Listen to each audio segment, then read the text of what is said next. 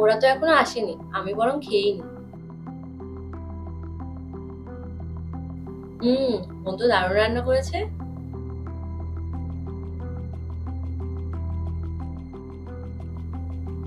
আরে বোন। কি হচ্ছে এটা? হ্যাঁ, কতদিন থাকবে আর এখানে এভাবে? 15 দিন তো হয়ে গেল প্রায়।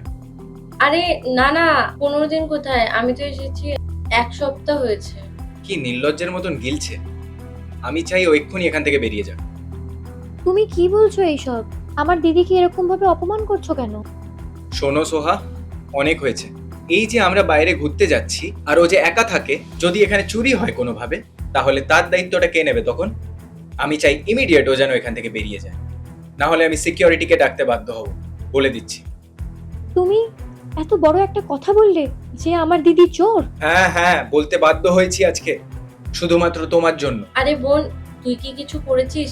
দেখ, জিজু তো এরকম ব্যবহার আমার সাথে আগে কখনো করেনি। আমি তো এর আগেও এসেছি, কতদিন ধরে থেকেছি, কিন্তু আজকে হঠাৎ করে জিজু এরকম কেন করছে? আমি কি করেছি? ও, তুমি কি করেছো?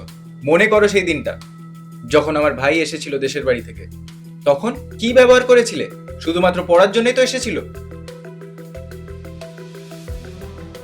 কি হচ্ছে এগুলো? তোমার ভাই কি করছে আমার বেডরুমে এইসব? বলছি বৌদি, খুব তো গরম লাগছে, একটু ছাতু বানিয়ে দাও না। এই গিয়ে ভূতগুলোকে কোথা থেকে তুমি আনো বলো তো? আর তুমি পারমিশন কার কাছ থেকে নিয়েছিলে ওকে আনার আগে? একবারও বলেছো আমাকে? ওর এত সাহস বেড়ে গেছে, ও আমার বেডরুমে বসে আছে।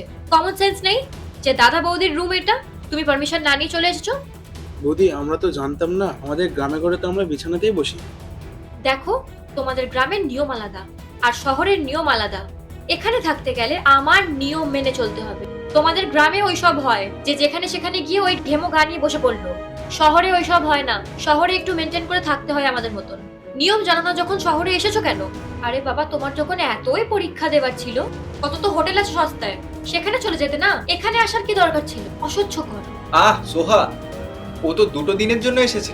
2 দিনের জন্য এখন আমাকে এত কিছু ভুগতে হবে? আরে আবার তো চলে যাবে বাড়ি। যখন যাবে তখন যাবে, ততদিন তো আমাকে জ্বালাবে এরকম ভাবে। তাছাড়াও বেডরুমে কত জিনিসপত্র থাকে, এখন যদি আমার কিছু চুরি হয়ে যেত, আমি কাকে দোষ দিতাম? কত পয়সা আছে পকেটে যে আমায় তুমি টাকা দিয়ে যেতে, তখন তখন কি হতো?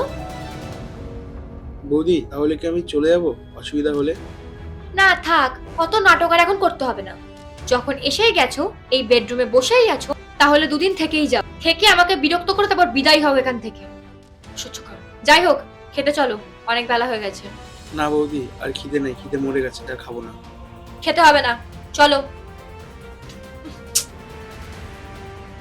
আজকে সেই জন্যে তোমার দিদিকে অপমানিত হতে হয়েছে।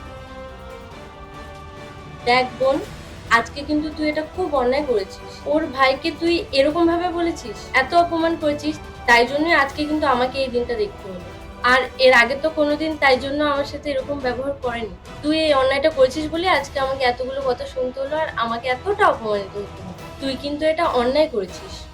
দিদি, আমি তখন বুঝিনি যে নিজের কাউকে অপমান করলে এরকমটা হয়, তাহলে কোনোদিনই করতাম না। আর আমি আর কোনোদিনও তোদের বাড়িতে আসবো না রে। আমি চলে যাচ্ছি আজকে। না দেখো, তুমি কোথাও যাবে না। আর যেইটুকু আমি বলেছি আমি রাগের মাথায় বলেছি, কারণ আজকে তোমার এই বোনের শিক্ষা পাওয়াটা জরুরি ছিল। শোনো, আমার ভুল হয়ে গেছে, তুমি প্লিজ আমাকে ক্ষমা করে দিও। যাক, নিজের ভুলটা বুঝতে পেরেছো, এটাই অনেক। আর শোন বোন, এরকম ভুল কিন্তু আর কখনো করিস না।